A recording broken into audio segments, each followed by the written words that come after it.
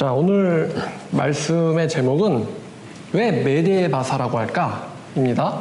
부제는 메데 사람 다리오의 정체예요. 오늘 이제 이 메데 사람 다리오, 그 다음에 메데바사의 설립 배경에 대해서, 설립이라고 하면 안 되지, 생기게 된 배경에 대해서 이야기하고 다음 주에 이 메데바사의 몰락에 대해서 이야기할 것 같아요. 자, 그럼 이제 시작하겠습니다. 여러분, 바벨론 제국에서 왕조 이름을 얘기할 땐 칼데아 왕조 혹은 갈데아 왕조라고 해요. 성경에서는 바벨론 사람들이란 말이 안 나오고 대신 갈데아인이라고 나오죠. 갈데아인, 바벨론 애들이구나, 이렇게 하시면 돼요. 자, 그리고 우리가 이제 페르시아의 제국, 옛날 좀 컴퓨터 좀 하던 사람들은 페르시아의 왕자라는 게임이 있습니다. 그래가지고 왜 저렇게 공주를 힘들게 구하나, 이렇게 항상 이렇게 어린 저를 이렇게 회의감에 들게 했던 사람이에요. 페르시아의 왕자. 근데 페르시아 제국이 이제 어떤 왕조냐면 아케메네스 왕조인데, 아케메네스 왕조는 페르시아 제국의 왕조예요. 그리고 페르시아 제국을 성경에서는 메데바사, 메데는 미디아고요, 바사는 페르시아의 중국음이에요. 이렇게 만들어버렸죠. 페르시아의 중국음이. 그럼 왜 미디아 페르시아라고 이렇게 부르나? 그리고 페르시아 제국의 황제를 샤한샤라고 불러요. 샤한샤. 이름 멋있죠? 샤한샤. 황제를 부르는 칭호예요. 샤한샤. 자, 그리고 이제 오늘 본문이 다니엘 6장인데, 이 다니엘 6장에 이제 사자 사건이 나오죠. 사자굴 사건. 근데 이제 제가 여러분들에게 역사적 고증을 잘 해야 된다. 왜냐면 애들 꿈을 자꾸 박살을 내면 안 된단 말이거든요. 제가 분명히 소년 다니엘이 사자굴에 던져져 있는 그림책의 그림을 아주 30년 넘게 생생하게 기억을 하고 있는데, 공부를 해보니까 다니엘이 이 당시 나이가 대략 80세쯤 됐단 말이에요. 소년 다니엘은 절대 아니다. 그러면 엄마, 아빠, 그럴 리가 없어요. 내 꿈을 깨지 마세요라 그러면은 아이에게 친절하게 여호야김 3년은 대략 605년쯤 돼. 그때 잡혀간 사람이 다니엘이거든. 그 605년쯤에 다니엘이 야채를 먹고는 청년들 중에서도 학식이 뛰어났다 그러잖아. 청년이었을 거 아니야. 그러면 소년이라고 쳐보자고. 그러면은 야, 너 공부 몇 살 때부터 잘했어? 10살 이하야? 10살 이후야? 네가 생각이라는 거 언제부터 하기 시작했어? 너 10대지? 그치? 10대 전에 생각 없지? 자, 그럼 다니엘도 10대라고 했을 때 10대 때 605년이다. 그러면은 벨사살이 죽임당했을 때가 539년이거든? 그럼 605에서 539 빼면 얼마야?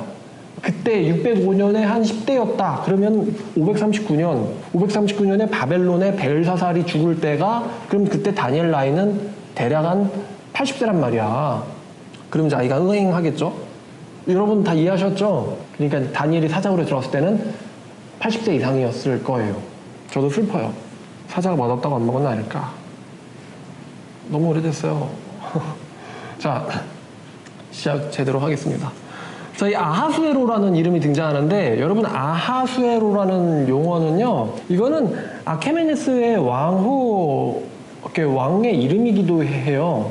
근데 제가 역사책을 슬쩍 봤는데, 이란 사람들의 히스토리에서 아스티아게스라는 소화제 같은 이름의 메데의 마지막 왕이 있었잖아요. 이 아스티아게스를 아하수에로로 말하기도 했어요. 그러면은 여러분 아하수에로 그러면은 성경을 읽어본 사람이라면은 이 사람은 에스더서에 나오는 아하수에로 아니야? 이렇게 에스더의 남편이 누구예요? 아하수에로거든요. 근데 이 아하수에로가 다니엘에서도 아하수에로가 나오는데, 이 다니엘의 아하수에로가 에스더의 아하수에로가 아니에요. 왜냐하면은 다니엘에서 나오는 아하수에로는 이 아하수의 아들이 다리오다. 그럼 다리오, 그 사자굴을 집어넣었을 때 그 다리오 왕이다. 근데 에스더서에 나오는 아하수에로는 누구냐면은 그 고레스 대왕 있잖아요. 고레스 대왕이 바벨론 멸망시켰잖아요. 그 다음에 이제 다니엘이 사자굴에 들어간단 말이에요. 이 고레스 대왕의 그 다음 대왕이 이제 다리우스거든요. 다리우스 1세. 요 메데 사람 다리오 말고 유명한 다리우스 1세라는 대왕. 그 대왕의 아들이 크세르크세스인데 걔가 다른 이름이 아하수에로예요.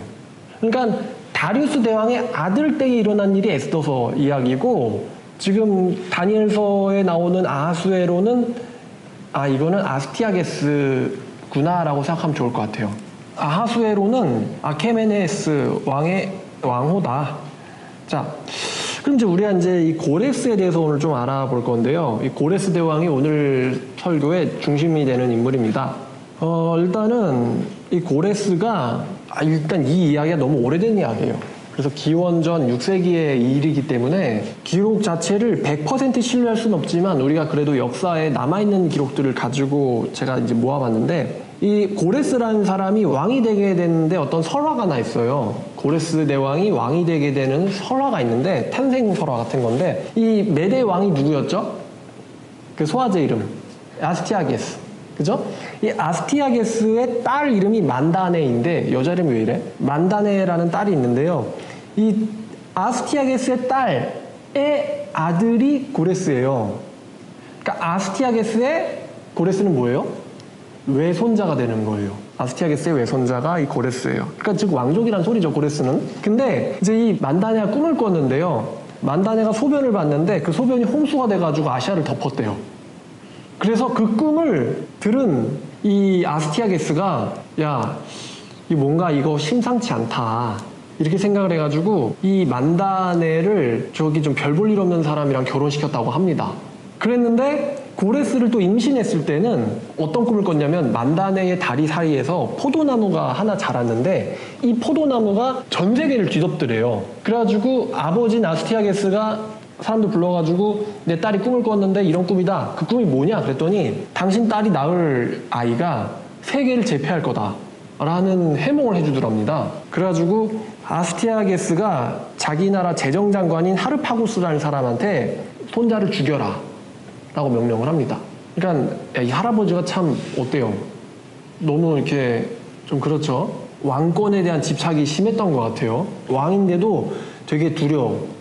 항상 불안해. 주변에 누가 내 왕좌를 탈취할지. 그래가지고 손자를 죽이라 그랬는데, 이 하르파고스라는 이 재정장관이 이제 목자인 이 사람 이름이 긴데 미트라다테스한테 죽여라 라고 했는데요, 이 미트라다테스의 아내인 스파고라고 한 여자가 이 아이를 죽이는 거 그렇다, 죽이지 말아달라고 애원하면서 자기가 사산한 아이를 대신 그 죽은 것처럼, 고레스가 죽은 것처럼 의장을 하고는, 자기 사산한 아이를 대신 묻고는 고레스를 자기가 낳은 아들인 것처럼 키웠다고 합니다.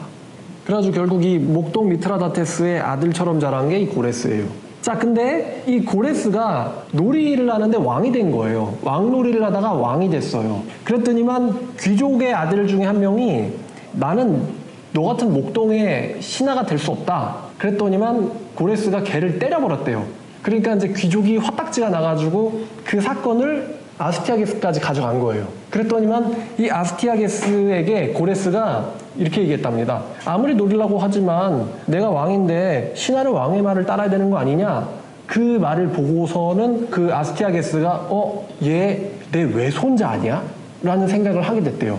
그래서 알고 봤더니 외손자가 맞았던 거예요. 그랬는데 주변의 사람들이 하는 말이, 그 왕이 될 거라는 꿈이 제가 놀이하면서 왕이 되지 않았느냐, 거기서 성취됐기 때문에 얘가 네 자리를 넘보지 않을 거다 라고 해서 고레스를 살려주고 페르시아에 있는 자기 아버지한테로 돌아가라 라고 얘기해서 돌아갔는데, 글쎄 거기서 고레스가 이제 나이가 들자 반란을 일으킨 거예요.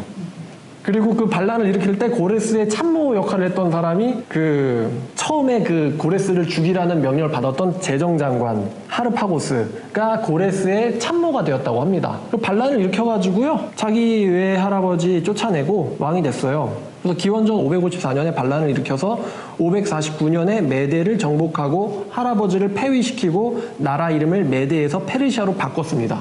이게 아케메네스 왕조의 시작이에요. 근데 지금 생각해보면은 고레스가 왕이 되는 건 이사야에 예언이 되어 있는데 뭐 지가 어쩌겠어. 아스티아거스케 성경의 예언을 꺾을 수는 없잖아요. 그러니까 자기가 어떻게 해도 안 되는 게 당나겠지. 자, 그래가지고 이 사람이 페르시아 왕이 됐고, 그 다음에 이제 바벨론을 침공해가지고 우리가 저번에 배운 대로 자기의 사령관 중에 한 명이 그 구바르를 보내가지고 바벨론시 그냥 접수해버렸죠. 539년에. 이 사람이 보니까 549년에 메대 정복하고 539년에는 바벨론을 정복했잖아요. 10년 뒤네요. 그러니까 549년에 자기가 메대의 왕이 됐고, 539년, 10년 지난 뒤에 신바벨론 제국을 멸망시킨 다음에는 자기를 그때부터는 바벨론, 수메르, 아카드 세계 3연의 왕이라고 호칭을 했어요.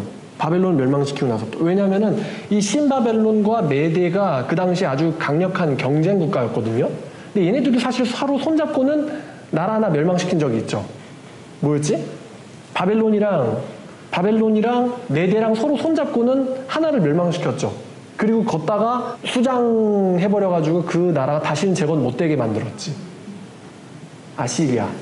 이 둘이 연합해가지고 아시리아 쳤었거든요. 그러니까 참 모르는 거예요. 한때는 친구였었는데. 자, 그래가지고 바벨론이 강력한 국가 경쟁력을 갖고 있었는데 그 바벨론을 점령하고 나서부터는 이제 자기는 세계 사면의 왕이다라고 고레스가 스스로를 칭하기 시작했어요. 자, 근데 이 고레스가 무덤에 이런 글귀를 적어놨어요. 그래서 이것도 흥미 있어가지고 가져왔는데요. 고레스 대왕의 무덤이 이란에 있는데 이런 글이 써있다고 합니다. 아무리 제왕이라도 결국 죽을 때는 빈손으로 가기 마련이다. 따라서 나 또한 여기서 그냥 빈손으로 가고 이렇게 작은 쉼터에서 쉬고 싶을 뿐. 이름 모를 제왕이여, 그대는 나의 잠을 깨우지 말길. 빈손으로 가는데 화려한 보물이 뭐하러 필요하겠는가.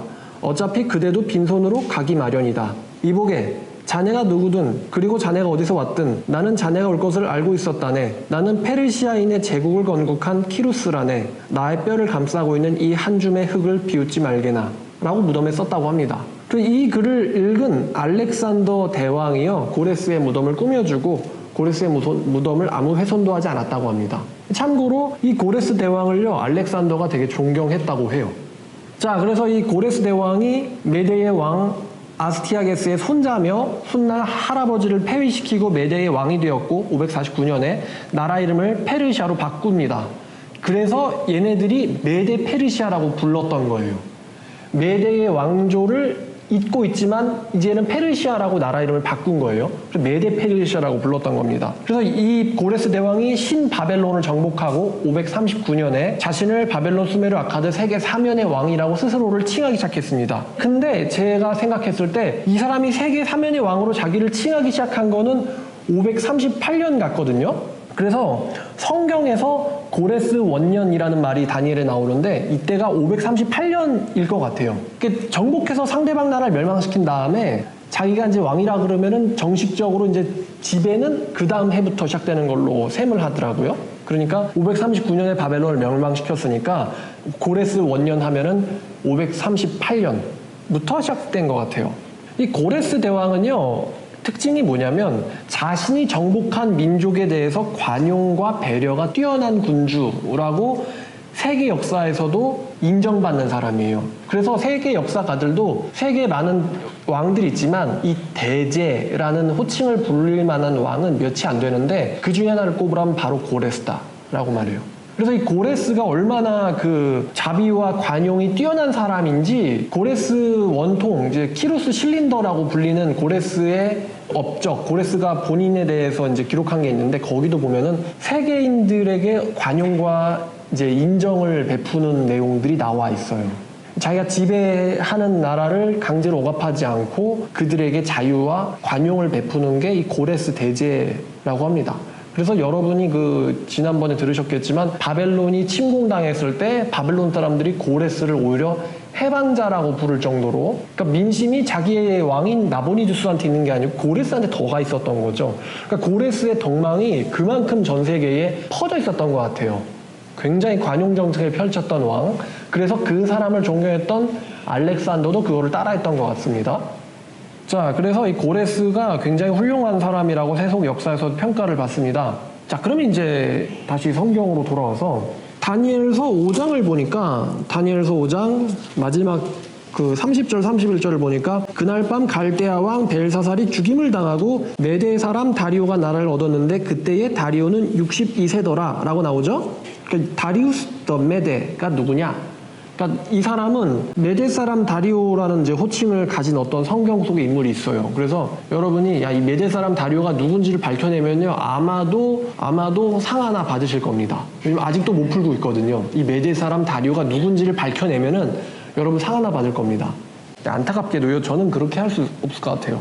일단은 이 메대 사람이기 때문에 이걸 고고학적으로 조사를 하려면요, 여기 이란이나 이라크를 가야 되는데요. 그리고 그 제가 알기로 그 니누의 성을 탐사했던 그 사람도 땅 밑을 7m를 파서 니누의 성을 발굴했다고 알고 있는데, 그러려면 탐사 장비도 있어야 되거든요. 근데 이제 아마 우리나라 사람들은 탐사하라 그러면은 젓가락을 들고 이러고 있지 않을까. 여기 어딘가 유적 있을 거야 이러면서. 자, 그래서 그거를 파서 뭔가를 발견해낸 다음에 거기에 있는 토기들을 꺼낸 다음에 거기에 있는 쐐기 문자들을 읽어야 되는데 죄송하지만 제가 그렇게 못할 것 같거든요. 자, 그래서 이제 저는 있는 자료들을 가지고 유추할 수밖에 없어요. 성경에서는 메대 사람 다리오라고 나오고요. 그 다음에 9장 1절을 보면요. 아하수에로의 아들 다리오라고 나오거든요. 메대 족속 아하수에로의 아들 다리오. 그죠? 근데 이 아하수에로를 에스더서의 아하수에로라고 생각하면 꼬입니다. 왜냐면 시대가 완전 달라요. 같은 사람이라고 생각하면 안 되고 동명이인입니다. 그 다음에 다니엘서 1장 마지막 절을 보면요. 다니엘이 고레스 왕 원년까지 있으니라라는 말이 나오죠. 다니엘은 고레스란 이름도 거론하고 있습니다. 그리고 또 10장 1절에 바사왕 고레스 제3년이라고 얘기하죠. 바사왕 고레스 제3년. 그 다음에 11장 1절에는 메대 사람 다리오 원년이라는 말이 나와요. 그러니까 다리오랑 고레스란 이름을 둘 다 다니엘서는 쓰고 있습니다. 우리가 지금 그래서 뭘 찾고 있냐면은 여러분 다니엘이 섬겼던 첫 번째 제왕이 누구였어요? 느부갓네살. 그 다음이 이제 성경은 안 나오지만 여러 명 있었어요. 여러 명 있었고 마지막 왕이 벨사살. 그 다음이 여기 1장 보니까 다니엘이 고레스도 섬겼다라고 나와요. 고레스. 그러면 이제 고레스랑 벨사살 사이에 이 메대 사람 다리오, 이 사람이 누구냐? 이게 지금 퀴즈인 거예요. 이해하셨죠? 메대 사람 다리오가 고레스 그 다음 왕일 리는 없어요. 그죠? 고레스 전 사람이란 말이에요. 벨사살 그 다음 고레스 앞 사람이 이 메대 사람 다리오인데, 자, 이제 찾아가기 위한 힌트들을 알려드리면은 첫 번째는요, 이 다리우스라는 이름은요, 메대의 보좌명입니다. 메대의 보좌명이기도 하고 왕호이기도 합니다. 다리우스는 메대의 보좌명 왕호예요. 그리고 아까 알려드렸는데 아하수에로는 아스티아게스의 다른 이름입니다. 그리고 또 이 아하수에로라는 이름은 아케메네스 왕조의 왕호로도 불리기도 해요. 그리고 이란 역사에는 아스티아게스는 아하수에로로 불린 적이 있습니다. 아하수에로는 아케메네스 왕조의 왕의 칭호이기도 하다는 것이죠. 자, 그래서 이제 요약을 하면은 이제 두 가지 단서를 주는데 성경은 다리오를 메대 사람이라고도 하고요. 아하수에로의 아들이라고도 합니다. 근데 문제는 이 아스티아게스에게는 아들이 있다라는 정확한 역사적 증거가 없어요. 있다라고 하는 사람도 있는데 있지 않고 딸만 있었다. 만단에. 딸은 확실히 있는 것 같고 아들이 있는지 없는지는 몰라요. 그리고 이제 또 하나가 우리가 이제 저번에 벨사살이 다니엘한테 혼날 때 당신의 부친이라는 말을 했는데 여기서 부친이 이제 자기 아빠만 가리키는 게 아니라 당신의 선조로도 해석된다 그랬잖아요. 반대로 당신은 그의 아들이면서도 할 때 여기서 아들에 해당하는 단어도 그 사람의 진짜 1대 아들이 아니라 후손이면서도로 번역할 수 있거든요. 그러면은 여기서 아하수에로의 아들 다리오라고 했을 때 이 다리오가 아하수에로의 1대 아들일 필요는 없다는 거예요. 1대 아들일 필요는 없고 이 다리우스라는 사람은 분명한 건 이 사람은 왕족 사람이다 라는 단서만 나오는 거죠. 자기 부친 중에 하나가 혹은 선조 중에 하나가 아하수에로라고 불린 적이 있는 왕족 사람이라는 거예요. 이 메대 사람 다리오가 누굴까에 대해서 이제 한 5-6가지 정도의 가설이 있어요. 가설. 여러분이 이것은 영어로 다리우스 더 메데라고 치시면은 여러 가설이 있다는 것을 여러분들이 확인할 수 있습니다. 근데 이제 가장 유력한 가설을 제가 3가지를 소개를 하고 또 비판을 할 건데요. 첫 번째는요, 메대 사람 다리우스가 고레스 본인이다 라고 하는 겁니다. 메대 사람 다리우스가 고레스 역사적인 대제인 키루스 2세 본인이다. 이제 이 5장 28절을 키루스라고 한번 생각해봐요. 고레스라고 생각해봐요. 메대 사람 다리오라고 하거든요. 그럼 키루스, 고레스 대제를 메대 사람이라고 할 수 있을까라고 했는데 엄마가 메대의 왕의 딸이에요. 엄마는 메대 사람이에요. 그리고 아스티아게스의 손자이기 때문에 고레스는 메대 사람이며 아하수에로의 아들이라고 불리는 것이 불가능하지 않습니다. 그리고 이 6장 28절에 이 다니엘이 다리오 왕의 시대와 바사 사람 고레스 왕의 시대에 형통하였더라 라고 나오거든요. 이 다니엘이 다리오 왕의 시대와 바사 사람 고레스 왕의 시대에 형통하였더라. 여기서 이제 시대와 이렇게 나와 있잖아요. 와라고 해당하는 이 접속사. 이 접속사가 히브리어로 바브라고 하는 접속사인데, 이 접속사가 A&B로도 해석이 가능하지만요. 그 역대상 5장을 보시면 역대상 5장 26절. 그러므로 이스라엘의 하나님이 아수르 왕 불의 마음을 일으키시며 아수르 왕 디글랏 빌레셀의 마음을 일으키심에 곧 르우벤과 각각 므낫세 반지파를 사로잡아 할라와 하볼라 하라와 고산 강가에 옮긴지라 그들이 오늘까지 거기에 있으니라. 여기서 아수르 왕이 두 명이 언급되잖아요. 아수르 왕 불 마음을 일으키시며 아수르 왕 디글랏 빌레셀. 여기서도 접속사가 바브가 쓰이고 있는데 역사학자들은 알지만 아수르 왕 불이 이꼴 디글랏 빌레셀입니다. 그래서 성경이요, 이런 이제 접속사의 사용을 뭐라고 하냐면은 해설적 기능의 접속사라고 해요. A 곧 어쩌고저쩌고 이렇게 해석을 하는 거죠. 아수르 왕 불 이꼴 디글랏 빌레셀이라고 보는 식으로 사용된 적이 있고, 똑같은 접속사가 다니엘서 6장 28절에서 사용됐다는 겁니다. 그것을 반영하면 이 다니엘이 다리오 왕 시대 곧 바사 사람 고레스 왕의 시대에 형통하였더라 라고 읽을 수 있는 거예요. 그리고 또 하나가, 지금 성경은 5장의 바벨론 제국의 멸망과 6장의 페르시아 제국의 시작을 굉장히 긴밀하게 딱 붙여놨거든요. 근데 우리가 세속 역사, 이제 세상 역사를 보면은 바벨론을 멸망시킨 것은 고레스 대왕이에요. 그러면 바벨론을 페르시아가 점령하면서 이제 누가 당연하겠지만 왕이 돼야 되냐면 고레스거든요. 그리고 제가 아까 설명드리기를 고레스가 자기를 세계 3연의 왕이라고 칭호를 하기 시작한 때가 언제부터라고요? 바벨론을 멸망시키고 나서부터예요. 그때가 538년이에요. 그러니까 538년부터 자신을 세계의 왕이라고 이야기하기 시작했다라는 거를 성경의 기자는 분명 뭐라고 기록했을 거냐면은 고레스 원년이라고 이야기할 것 같아요.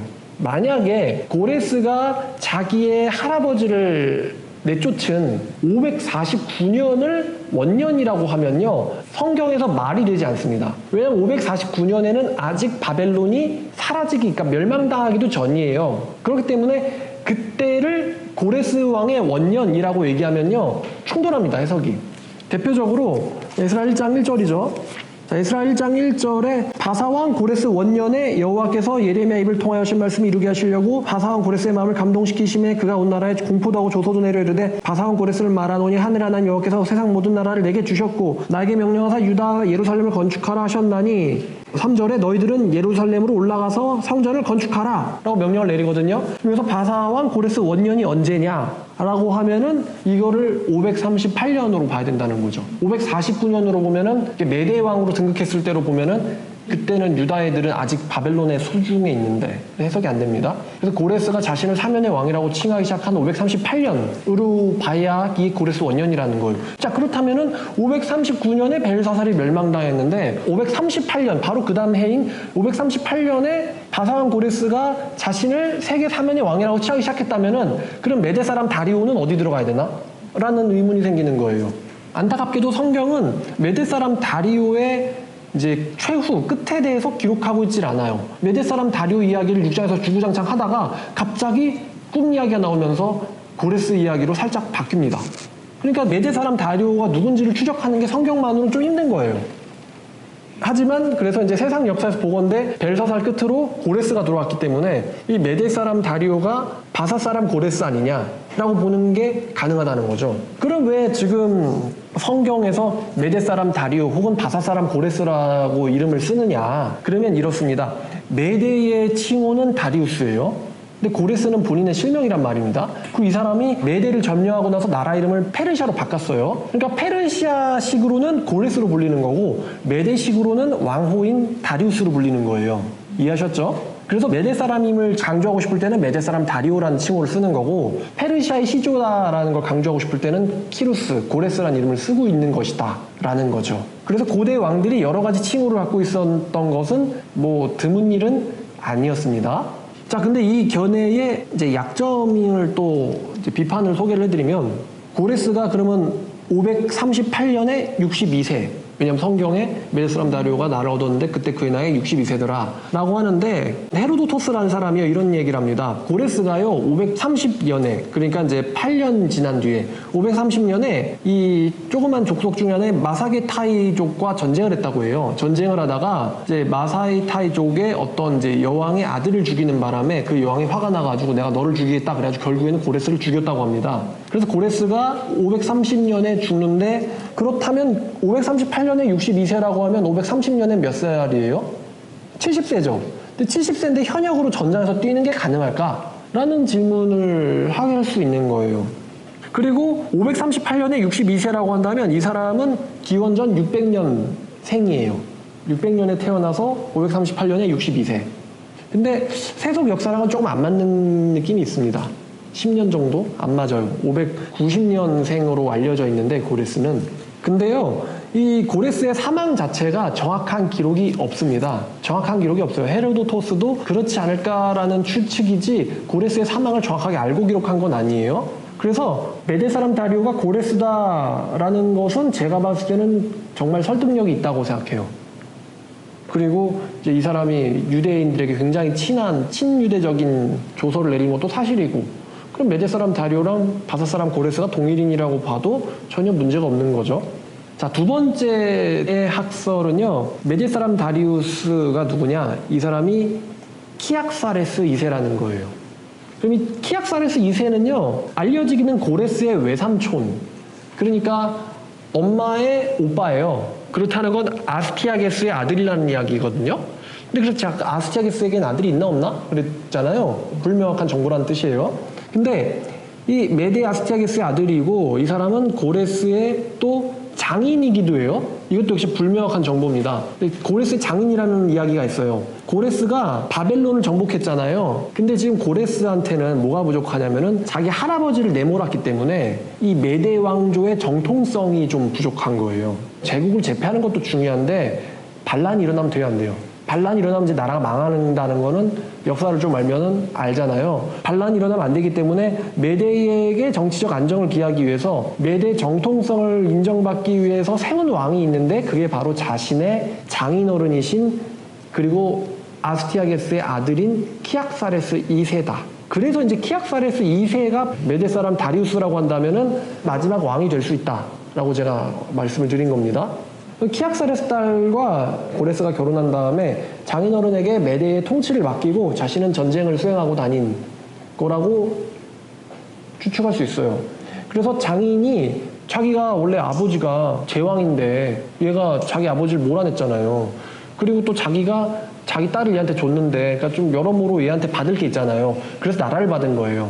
나라를 받아서 통치를 하다가 이제 자연스럽게 고레스한테 왕위를 물려주고는, 고레스는 그 왕위를 받고 나서 자기는 바벨론의 왕이자 메데의 왕이다, 이렇게 해서 이제 고레스가 메데인들의 지지를 받게 됐다라는 것도 가능해요. 그 키악사레스 2세가 메데 사람 다리오가 아닐까.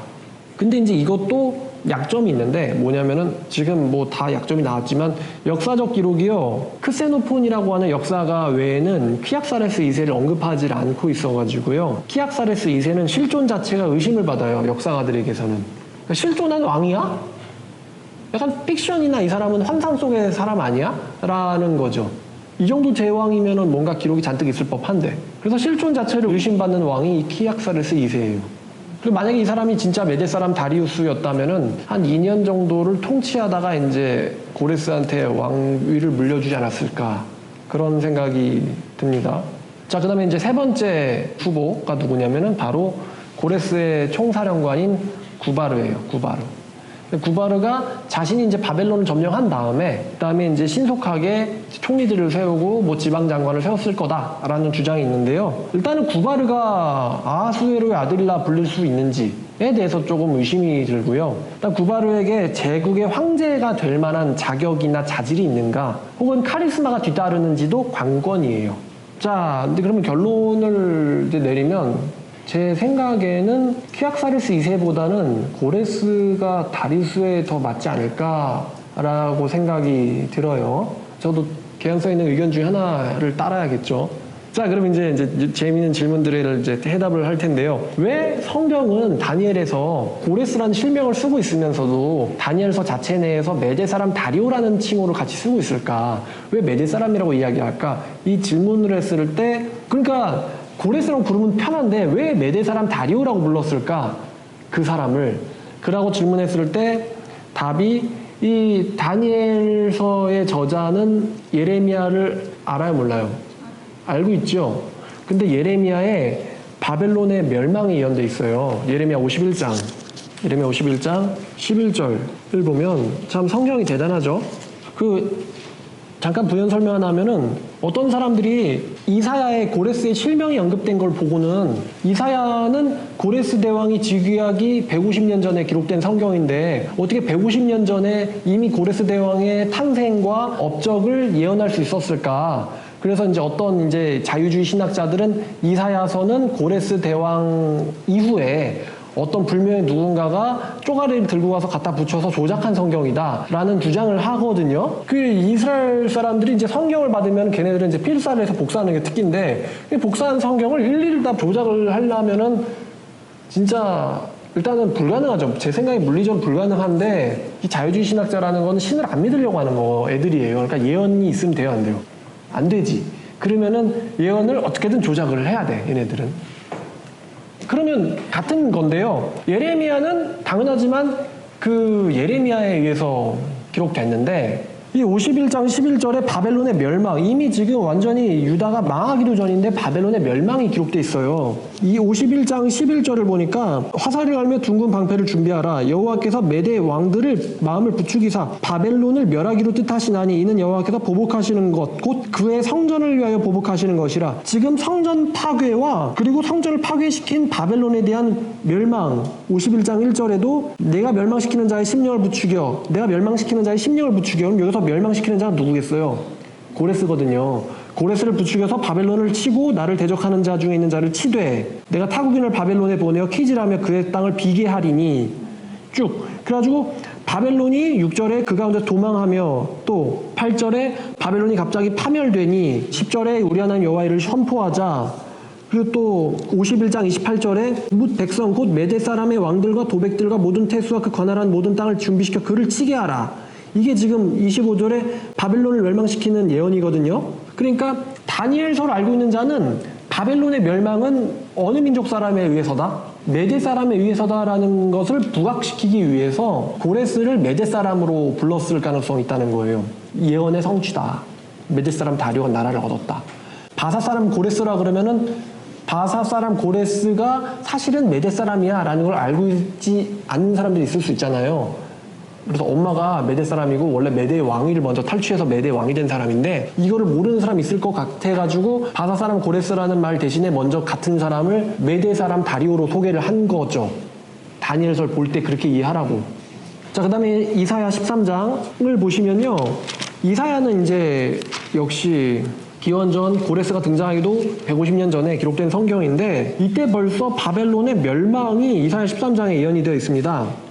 13장 1절 보면 아모스의 아들 이사야가, 그럼 이거는 조작 못하겠죠. 아모스의 아들 이사야라고 자기 기록자의 실명을 언급하고 있으니까요. 이사야가 바벨론에 대하여 받은 경고라 하면서 너희는 애곡할지어다 여호와의 날이 가까웠으니 전능자께서 멸망이 임할 것임이라. 그러므로 모든 사람의 힘이 풀리고 어쩌고저쩌고 쭉 내려가서 이제 11절에 내가 세상의 악과 악인의 죄를 벌하며 교만한 자의 오만을 끊으며 강포한 자의 거만을 낮출 것이며 내가 사람을 순금보다 회사하게 하며 인생을 오빌의 금보다 희귀하게 하리로다. 그러므로 나 만군의 여호와가 분하며 맹렬하게 노하는 날에 하늘을 진동시키며 땅을 흔들어 그 자리에서 떠나게 하리니 그들이 쫓긴 노루나 모으는 자가 없는 양같이 각기 자기 동족에게로 돌아가며 각기 본향으로 도망갈 것이나. 여기서 이 11절 말씀이 암시하는 사람이 누구냐면 얘네가 이제 칼디아 왕조를 얘기하는 것 같아요. 바벨론 왕조, 교만했던 애들, 한마디로 건방 떨다 망한 애들, 얘네들을 언급하는 것 같은데, 자, 그래서 17절에 뭐라고 나옵니까? 17절에 이 바벨론을 어떻게 하시냐면은 보라 내가 은을 돌아보지 아니하며 금을 기뻐하지 않는 메대 사람을 충동하여 그들을 치게 하리니. 그럼 이 사람 누굴까요? 은을 좋아하지 않고 금을 기뻐하지 않는 사람, 탐욕을 내지 않는 사람 누구냐? 바로 고레스를 언급하는 것 같아요. 고레스를 충동하여 너희를 치리니 메대 사람이 활로 청년을 쏘아 죽이며 태의 열매를 긍휼히 여기지 아니하며 알을 해석하게 보게 하지 아니하리라. 열국의 영광이요 갈대아 사람의 자랑한 놀이개가 된 바벨론이 하나님께 멸망당한 소돔과 고모라 같이 되리니, 여기 보면 메대 사람에 의해서 바벨론이 완전히 박살날 것이다, 이렇게 지금 예언하고 있습니다. 은을 돌아보지 않냐고 금을 기뻐하지 않는 메대 사람을 충동하여서 너희를 치게 하겠다. 그래서 이사야나 예레미야나 바벨론은 메대인에 의해서 멸망당한다라는 예언을 하고 있고, 실제로 그 바벨론을 멸망시킨 고레스 대왕은 메대 사람이라는 거죠. 엄마가 메대 왕의 딸인. 이 예언의 성취가 되었다라는 것을 부각시키기 위해서 다니엘은 고레스를 다리우스, 메대 사람 다리우스라는 또 하나의 이름으로 불러주었던 것 같아요. 실제로 메대 사람 다리오 하면은 그 당시 사람들도 알아들었겠죠. 다리오는 당시 왕의 호칭이었기 때문에.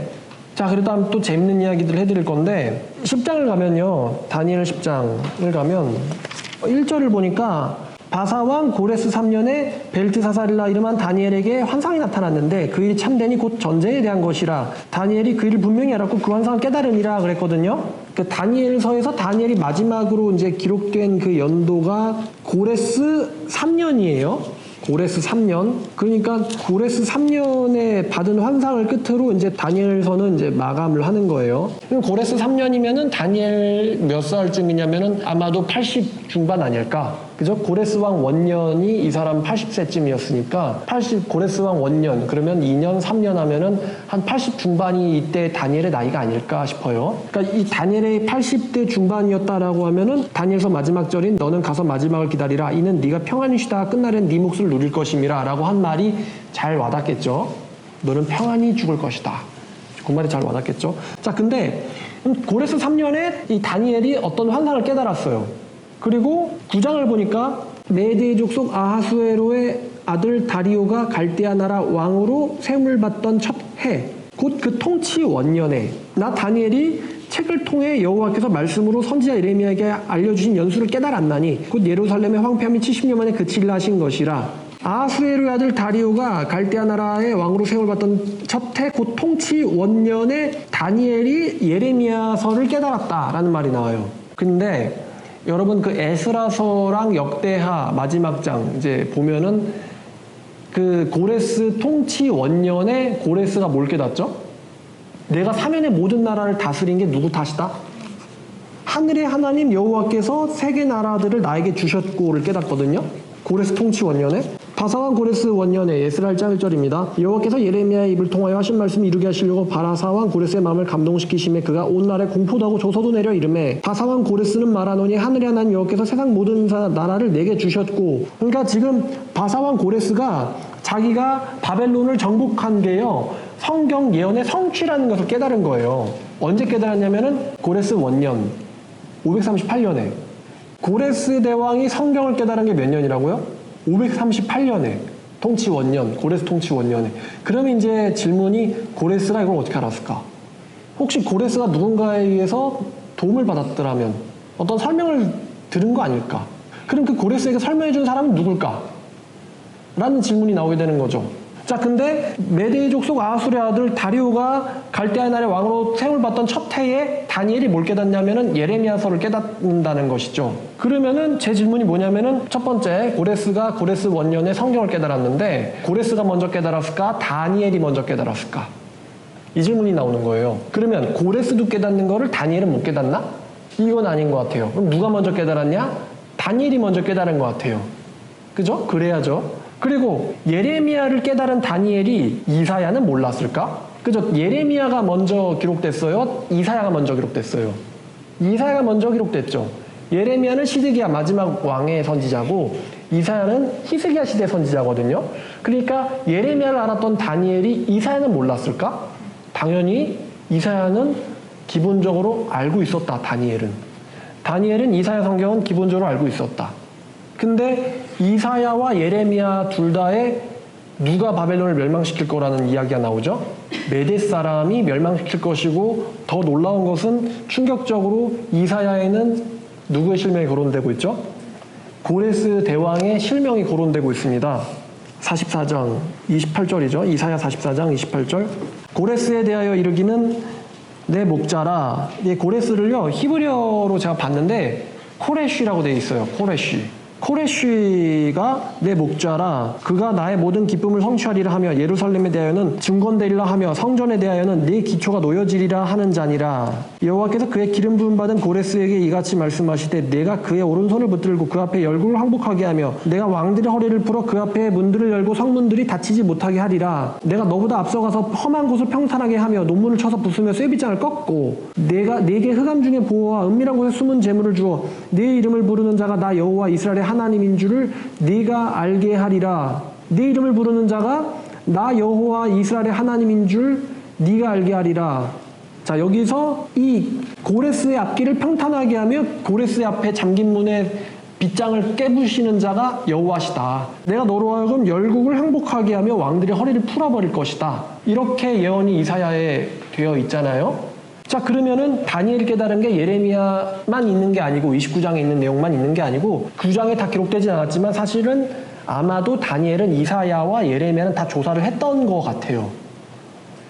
그 천재 다니엘이기 때문에 에이 몰랐겠지 이렇게 보기는 조금 어렵고 아마도 굉장한 것들을 알지 않았을까. 다니엘은 원래 해몽하는데 이 사람은 점술가 박수 술객이잖아요. 도가 텄던 사람이고. 그러면은 다니엘이 가졌던 이 어마무시한 성경적 예언의 지식들이 고레스에게 전달을 됐다라고 보는 것이 합리적 판단이에요. 그 고레스가 왜 갑자기 바벨론을 정복하자마자 한다는 소리가 하늘의 하나님 여호와께서 세계 세상 전부 모두를 나에게 주셨으니 그는 참신이시다. 너희 중에 유다 사람들은 전부 다 올라가서 그분의 성전을 건축하라라는 갑자기 바벨론 정복하자마자 한다는 소리가 이거란 말이에요. 뜬금없잖아요. 마치 무슨 유다에게 자유를 주기 위해서 제왕이 된 건 뭐냐? 정복하자마자 한다는 소리가 백성된 자들은 올라갈지어다. 그 다음에 걔네들 근처에 사는 사람들은 다 금은 다 빼가지고 그 사람들을 도와줘라. 나 고레스가 내리는 칙령이다. 그죠?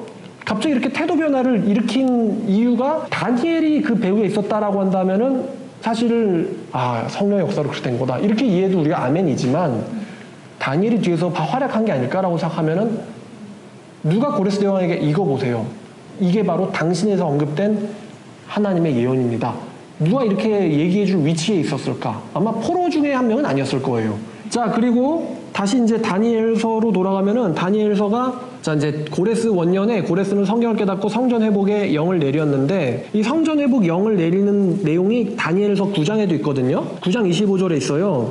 9장 25절에 다니엘이 회개할 때 천사 가브리엘이 20절에 나오죠. 내가 이같이 말하며 기도하며 내 죄와 내 백성 이스라엘 죄를 자복하고 하나님 앞에서 간구할 때 내가 기도할 때 이전에 환상 중에 본 그 사람 가브리엘이 빨리 날아서 저녁 제사를 드릴 즈음에 내게 이르더니 내게 가르치며 말하며 이르되 다니엘아 내가 이제 지혜와 총명을 주려고 왔느니라. 네가 기도를 시작할 즈음에 명령이 내렸으니 다니엘이 이제 가브리엘에게 설명을 듣는데 가브리엘이 이런 이야기를 합니다. 25절에 보니까 그러므로 너는 깨달아 알지니라 예루살렘을 중건하라는 명령이 떨어질 때부터 기름 부음 받은 자, 그러니까 여기서 지금 예루살렘을 중건하라는 명이 떨어질 거라는 것을 다니엘은 알고 있다는 거예요. 누가 알려줘요? 가브리엘이 알려줘요.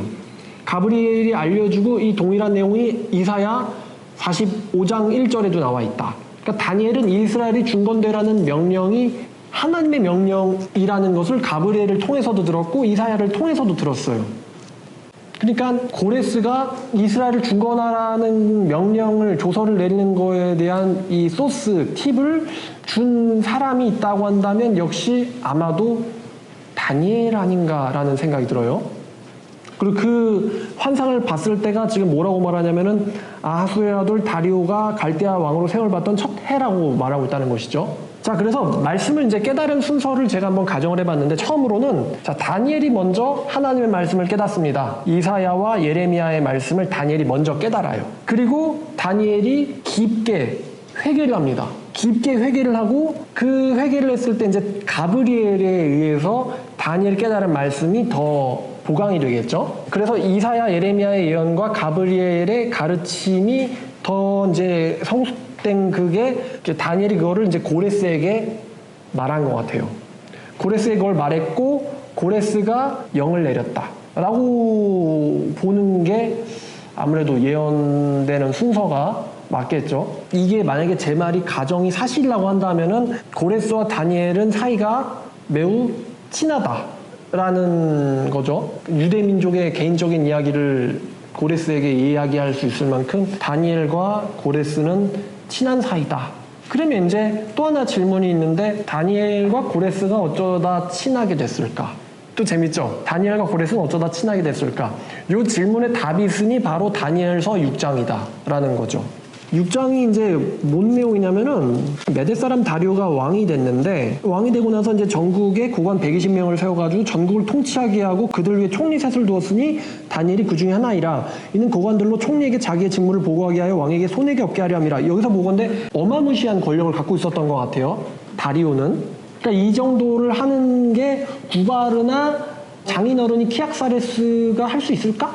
제왕 따로 있는데 바사 사람 고레스. 일단 의문이 생기지만 어쨌거나. 근데 다니엘이 마음이 민첩하고 총리들과 고관들을 위해 뛰어남으로 왕이 그를 세워 전국을 다스리게 하고자 한지라. 그러니까 고레스가 점령하고 나서 봤더니만 이 다니엘이라는 사람이 이 바벨론의 느부갓네살 때부터 왕을 섬겼던 사람인데 이 노인이 꿈을 깨야죠. 이 80대 노인이 엄청난 지혜와 경험을 갖고 있는 거예요. 그러니까 지금 제왕의 입장에서는 정복도 중요한데 반란이 안 일어나야 되고 전국이 평화롭게 안정돼야 되거든요. 그러려면은 자기를 도와줄 사람들이 필요한데 엄청난 능력을 가진, 그러니까 다 죽이면 안 돼요. 점령하고 나서 점령지의 모든 걸 다 알고 있는 사람이 있어야지. 점령하고 나서 봤더니 이 다니엘이라는 사람이 엄청난 지혜를 가진 사람인 거예요. 그래서 탁 알아보고는 당신이 제상 중 한 명을 하시오. 그랬는데 다니엘 종교가 뭐죠? 여호와 하나님교, 일편단심. 그럼 나머지 제사장들의 종교는 뭘까? 아마도 무로닥교일 것 같아요. 그럼 무로닥교, 이제 마르둑교 애들이 다니엘을 좋아할까 안 좋아할까? 일단 자기랑 종교 성향도 달라. 그럼 여러분 보기에 3명 있는데 2명은 세상 종교인데 1명은 하나님 제대로 믿어요. 그럼 보통 구도가 이러면 쟤네들이 하나님 믿는 사람 박해하게 돼 있거든요. 그래가지고 총리들과 고관들이 국사에 대하여 다니엘을 고발할 근거를 찾고자 했는데 아무 근거 허물도 찾지 못하였으니 이는 충성될 뿐만 아니라 아무 그릇됨도 없고 아무 허물도 없음이었더라 라고 대적자가 털었는데 먼지가 안 나는 사람, 그죠? 청문회 세웠는데 문제가 없는 사람이에요. 그래서 그들이 이르되 이 다니엘은 그 하나님의 율법에서 근거를 찾지 못하면 고발할 수 없으리라. 이에 총리들과 고관들이 모여서 왕에게 나아가서 그에게 말하되 다리오 왕이여 만수무강하옵소서. 이제 이렇게 막 입을 터는 거죠. 그러면서 뭐라고 얘기하냐면은 한 법을 정해가지고 30일 동안 왕 외에 어떤 신에게나 사람에게 구하면은 사자굴에 던져 넣도록 하죠. 이렇게 얘기하는데 뭐 어차피 마르둑 애들한테서는 그 제왕을 신의 현현으로 여겼다라고 저번에 말씀드렸잖아요. 왕에게 기도해도 얘네들은 문제 없거든요. 그게 마르둑 신앙이니까. 근데 이스라엘 신앙에선 그게 안 된단 말이에요.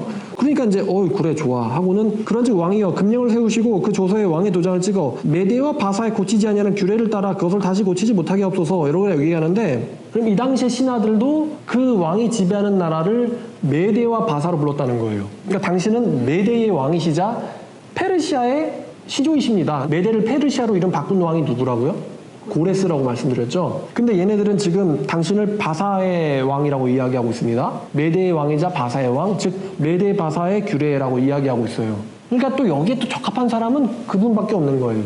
그래서 이제 다리오 왕의 조서를, 왕의 도장을 찍어 금령을 내리니라. 그래가지고 이제 결국에는 알고 봤더니 제상들이라는 사람들이 판 함정이었던 거예요. 다니엘을 제거하기 위한. 그래서 이제 14절에 왕이 이 말을 듣고 그로 말미암아 심히 근심하였다라고 하면서 다니엘을 구원하려고 마음을 쓰며 그를 건져내려고 힘을 다하다가 해가 질 때가 이르렀더라. 그거를 다른 애들이 이제 안 거죠. 다니엘이 엄청난 신뢰를 왕에게 받고 있다는 거를 알고 있었던 거예요. 그러니까 이제 와가지고 왕도 알지만 메데바사의 규례는 못 고칩니다. 한 번 정해진 규례는 못 고칩니다. 그래가지고 16절에 왕이 명령하되 다니엘을 끌어다 사자굴에 던져 넣으라. 그러면서 왕이 다니엘에게 이르되 네가 항상 섬기는 너의 하나님이 너를 구원하시리라. 그러니까 다니엘의 신앙과 하나님을 이미 이 메대 사람 다리오는 알고 있었다는 거예요. 원래부터 저 사람은 엄청난 충성도와 실력을 나에게 보여주는 사람인데 저 사람은 여호와를 믿는 사람이야 라는 걸 원래부터 알고 있었는데, 근데 이제 얘네들이 함정을 파가지고 사자굴에 던져넣으라고 했잖아요. 근데 이제 여러분 다 알지만 사자굴에 들어갔는데 아무 문제가 없었어요. 그래서 하나님이 사자들의 입을 봉해가지고 사자들과 같이 재밌게 놀고 있어요 라고 얘기하니까 다리오가 18절에 왕이 궁에 돌아가서는 밤이 새도록 금식하고 오락을 그치고 잠자기도 마다했다 라는 것은 다니엘이라는 존재가 이 거의 다리오라는 왕에게는 자기 목숨 같은 존재인 거예요. 절대 죽어서는 일어서는 안 되는 사람이 있으니 바로 다니엘이었다는 거예요.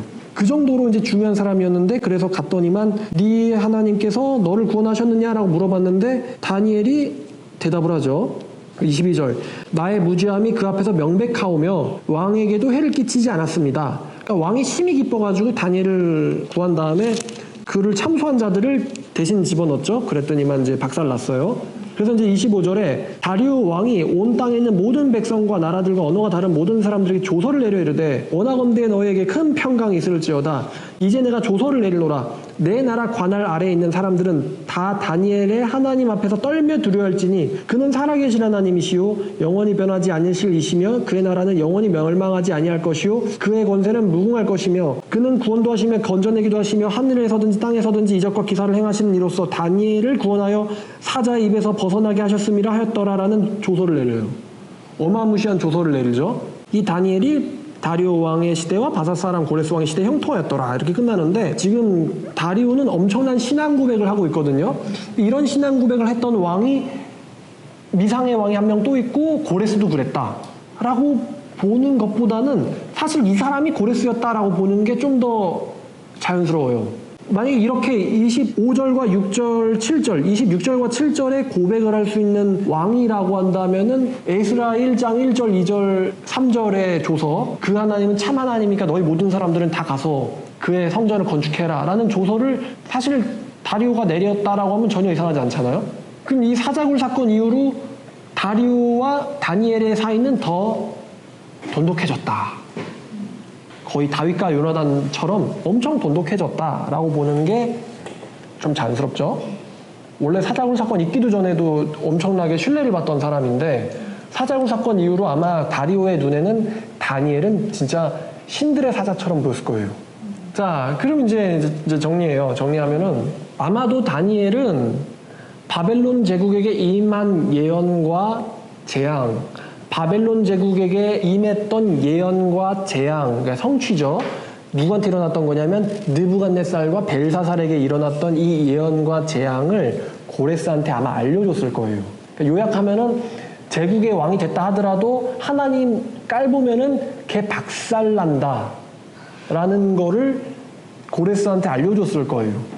따라서 고레스가 바벨론의 제국에게 일어난 일을 부인할 수 없잖아요. 자기가 그걸 했고, 그거를 보고는 자기가 하나님을 되게 두려워했을 거다 라는 거죠.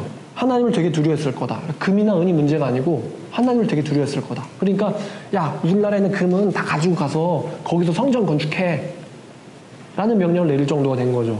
다니엘한테서 신앙을 배우지 않았을까 고레스가? 라는 생각이 드는 거예요. 자, 그래서 고레스와 다니엘은 매우 절친한 사이였을 거고, 성경에서 보면 다리오와 다니엘은 매우 절친한 사이예요. 그러므로 결론은 고레스가 다리오라는 결론이 나와요. 그래서 메데 사람 다리오 혹은 바사 사람 고레스라고 불렸던 거죠. 그 사람은 메데 이꼴 바사다라고 신하들도 이야기하잖아요. 자, 그러면은 이제 한 가지, 이제 마지막 한 가지 이제 반문이 나오는데, 그 고레스가 성경의 다리오라고 하면은요 사실 엄청난 거거든요. 아마도 이 정도의 사람은 구원을 받았을 것으로 생각될 정도의 신앙을 보고 듣고 배우고 실천했던 사람 같은데, 그래서 이 사람이 세속 역사가들 중에서도 대제라는 이름을 붙인다면 이 사람밖에 없다 라고 인정받을 만한 고레스 키루스 2세.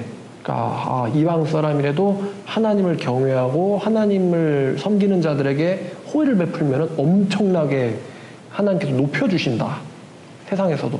이 키루스 대제가 만약에 이 다리오라고 한다면은 한 가지 이제 의문이 남는데, 왜 마르둑 신앙을 유지시켰을까요?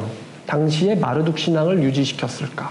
그러니까 고레스 원통이라고 불리는 고레스 실린더에 보면은 마르둑이 나를 신으로 세웠다라는 이야기가 나옵니다. 사실 거기서 고레스 실린더에서 마르둑 대신에 여호와 집어넣고 읽으면 사실 고레스가 고백한 신앙 고백이 그대로예요. 근데 왜 고레스는 여호와 이름 대신에 마르둑을 썼을까? 고레스가 진짜 회심만 잘하면 그냥 마르둑이 목이고 다 그냥 죽여버리고 여호와 하나님만 남겨야지 왜 마르둑의 신앙을 인정했을까라는 질문을 하는 거예요. 대답을 드리면, 만약에 고레스가 반강제로 페르시아의 주 신을 여호와로 하고 타 종교를 없앤다, 이제 박해하는 거죠 라고 가정하면요, 이 타 종교를 법으로 힘으로 박해하는 것은 유대교가 박해당했던 것과 사실 논리가 별반 다르질 않아요. 그러니까 좀 이와 유사한 게 미국이 청교도들이 도망가서 세운 나라 아니에요. 종교의 자유를 위해서. 그러면은 얘네들이 종교의 자유, 신앙의 자유를 위해서 도망가서 신대륙에 가서 나라를 세웠는데 얘네들이 법을 하나 세워가지고 이 나라에서는 기독교 외에 다른 종교는 들어올 수 없다. 특히 개신교만. 이렇게 법으로 정해버리잖아요. 그럼 다른 종교가 들어오면은 이제는 이제 법치국가이기 때문에 법으로서 처벌을 해야 되거든요. 근데 그 짓을 당했던 게 누구예요? 도망갔던 자기들 자신이거든요. 그렇기 때문에 자기들이 당했던 그 짓을 그대로 남에게 하고 싶지가 않은 거예요. 그러니까 우리나라는 기독교를 안 믿으면 박살낼 거야가 아니라 자유의 나라라고 하자. 좀 신사적이죠. 마찬가지로 강제로 타종교를 박해하는 것은 고레스의 아마 윤리관이나 이런 거에는 좀 맞지 않을 것 같아요. 유대교를 박해하는 것과 똑같은 일이라는 거죠. 그 다음에 두 번째가 피지배자들 모두에게 문화와 이제 종교의 관용과 자유를 베푸는 것이 고레스의 정책이었어요. 그래서 이 사람이 대제라고 불리는 거예요. 정복한 자들, 정복당한 자들에게 관용과 문화의 자유를 인정하는 거. 그 문화의 상당수는 종교 아니겠습니까? 인정해 주는 거죠. 그리고 세 번째는 나보니두스가 바벨론의 주신을 마르둑에서 신이 뭐였죠? 달신. 달의 신인 신으로 신을 교체하려다가 국가가 흔들리는 바람에 나라가 망했잖아요. 그 마르둑 사제들의 반발을 사가지고. 그래서 그거에 대한 교훈을 갖고 있지 않았을까. 강제로 신을 바꿔버리면은 엄청난, 결국 여기저기서 반란이 일어날 수도 있고. 그러면 이제 마르둑이라고 니네들이 다 믿고 있는 마르둑은 인정하고 본인은 여호와를 따르는 거죠. 아니면 느부갓네살처럼 자기가 정복한 신의 신 중에 하나로만 이해할 수도 있는데, 그리고 또 이런 문제도 있죠. 마르둑 같은 경우는 정복자들의 신인데 이제 그 사람들의 세계관에서는, 근데 여호와라는 것은 이제 식민 지배당하는, 한마디로 정복당한 자들의 신이잖아요. 그러니까 사람들 입장에서는 왜 우리가 마르둑이라고 하면 다들 인정할 텐데 왜 여호와를 주신으로 섬겨야 돼? 그 주신은 자기들 나라도 못 지켰던 신 아니야? 이렇게 사람들은 생각하잖아요. 분명 고레스는 다르게 생각했을 거예요. 이거는 쟤네들의 신이 가짜라서 아니고 저 인간들이 우상숭배하니까, 유대인들이 우상숭배하니까 우리를 사용해서 쟤네들을 징계하려고 쓰신 거다. 사실 참 신이신데 여기에 대한 지식이 고레스는 있었을 것 같기도 한데 대부분의 사람들은 그게 없었을 거 아니에요. 그러니까 아마 정치하는 데 있어서 여러모로 불리했을 수도 있지 않을까. 뭐 이런 대답을 할 수 있겠습니다. 이제 그래서 이제 요약 정리를 하면 이 메데 사람 다리오가 키악사레스든 구바르든 아니면 고레스 본인이든 성경 전체를 보는 데 있어서는 전혀 지장이 없는 거예요. 자, 오늘 강의 여기까지. 왜 메데바사라고 할까? 다른 말로 하면 메데 사람 다리오의 정체였고요. 다음 시간에는 이제 페르시아 제국에 대해서 이야기를 해드리도록 하겠습니다.